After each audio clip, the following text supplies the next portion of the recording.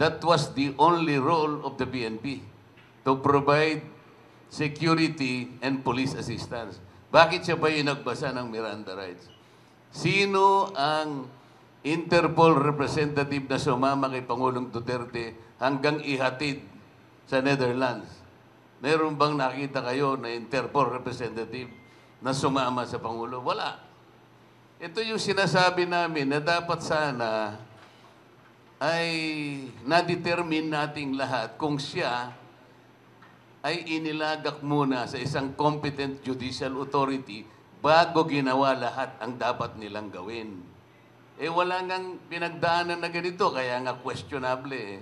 Ito po yung posisyon na gusto naming iparating sa pamagitan ng isang NGO na amin pong ino-organize ngayon, sapagkat ito naman ay sang-ayon din sa patakaran ng ICC. Pinapayagan naman po ang ganitong mga undertakings, ang ganitong initiative para maiparating sa kanila yung saloobin ng isang grupo o mamamayan o NGO. Kaya nga amicus curiae po eh.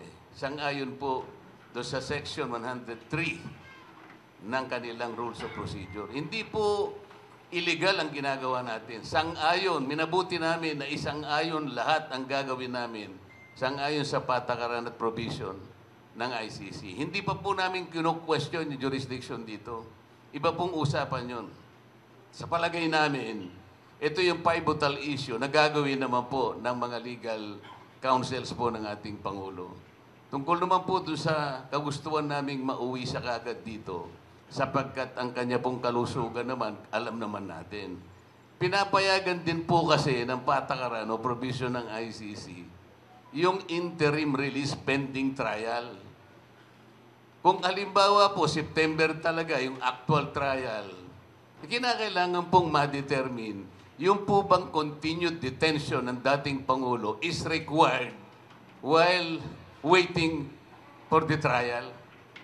Yun po ay necessarily gagawin ngayon ng ICC pagka nagkaroon po ng petition, re-reviewin po nila yung ginawa ng prosecutor na mga conditions na inihain niya nung siya'y humingi ng warrant of arrest. Baka po yung kondisyon na ibinigay niya ay hindi na po obtaining.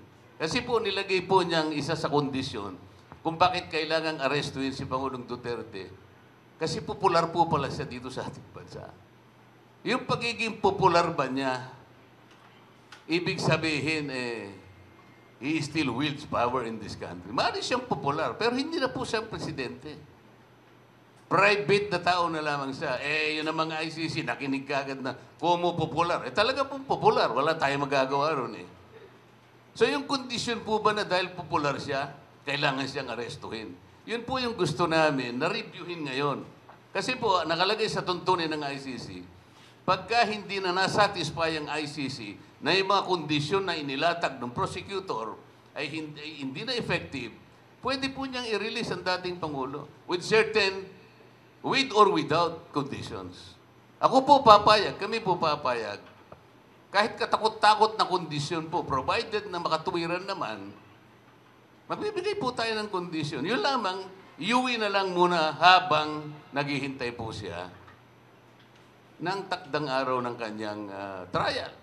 Yun po, ito po ay sang-ayon din sa patakaran ng ating mga batas. No person shall be deprived of life, liberty, and property without due process of law. Hindi naman po talaga na-observe eh.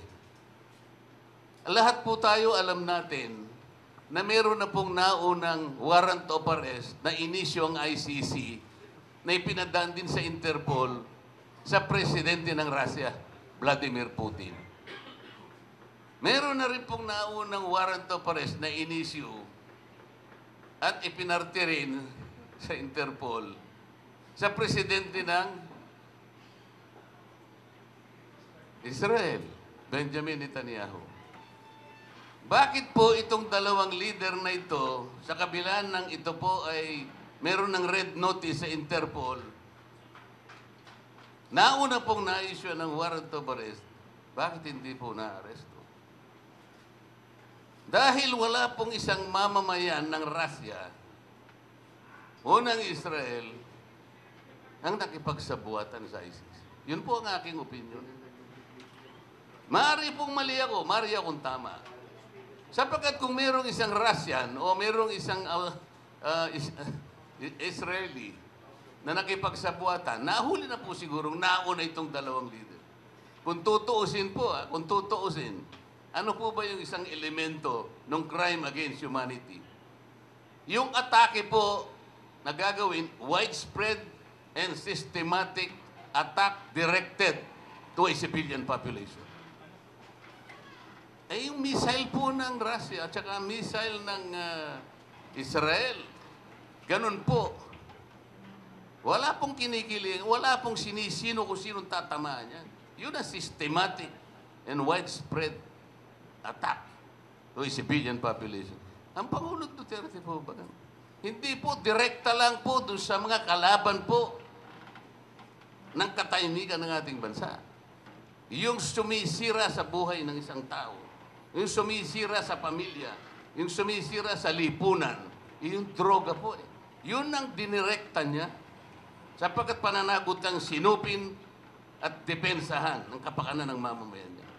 It is a legitimate government operation. Wala pong missile na ginamit si Pangulong Duterte. Direkta po, tinutokhang nga po eh. Hindi po widespread. Hindi po tinutok-tok na gano'n. Oh, magbagong buhay kayo. Magbalik loob kayo sa... Binigyan po lahat ng pagkakataon. Mari pong merong collateral damage. Talaga pong gano'n eh. Lalaban talaga yung mga yan eh. Mga kriminal yan eh. Papayag po ba tayo? Kahit na po meron pong imperfections ang ating batas, sir.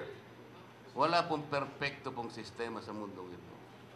Ngunit huwag tayong papayag na mauna pang humatol ang isang hukuman na hindi natin naintindihan kung ano ang kanilang patakaran. Meron po tayong umiiral na batas. Ito po ang gusto pong mangyari kung bakit kami nagpipetisyon. Meron po tayong batas.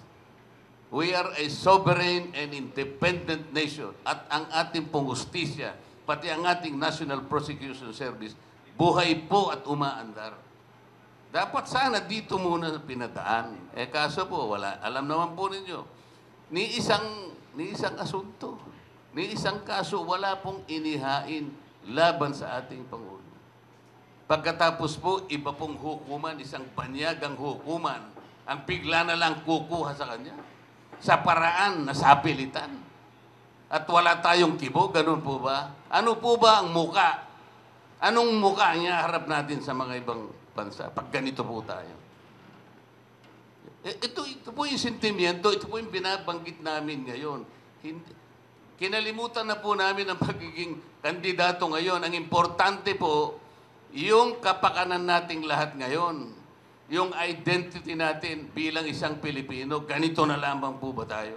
Tsaka na po natin pag-isipan yung hindi naman po namin alam mangyayari ito bago tayo matapos ng eleksyon. Eh. Malay po nating mangyayari sa buhay natin ito.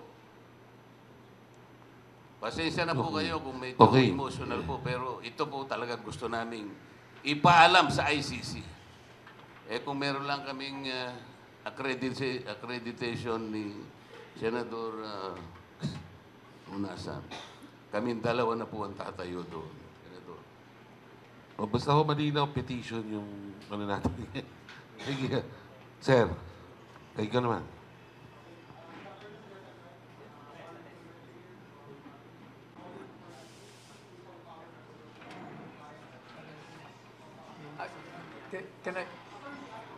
Can I get your name again?